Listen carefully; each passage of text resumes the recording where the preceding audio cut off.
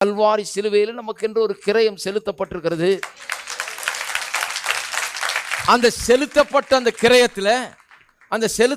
கிரயத்தில் இதெல்லாம் அடங்கி இருக்கிறது. தேசத்தின் நன்மையை நீங்கள் புசிப்பீர்கள் என்கிறது இந்த டிக்கெட்டில் இன்க்ளூடடுங்க. இது வெறும் பரலோகம் போகிற டிக்கெட்டில். நிறைய கிறிஸ்தவர்கள் அப்படி தான் நினச்சிட்டு இருக்கிறாங்க. இந்த ரட்சிப்புங்கிறது ஏதோ போய் ஞானஸ்தானம் எடுத்து பரலோகம் ஏசு நாளைக்கு வந்தால் பரலோகம் போவியா அப்படின்னாங்க. அதனால் பரலோகம் போகிறதுக்கு டிக்கெட்டை வாங்கி வச்சுருக்காங்க நினச்சிட்டு இருக்கிறாங்க. இந்த டிக்கெட்டை நல்லா வாசித்து பாருங்கள். இங்கே நல்லா சாப்பிட்டுட்டு போகிறதுக்கு தான் இந்த டிக்கெட்டு. இருக்கீங்களா? ஆகவே நான் மனசு வச்சுட்டு நல்லா சாப்பிட்டு போகிறேன்னு. நிறைய பேர் உபவாசத்திலே இருக்கிறாங்க.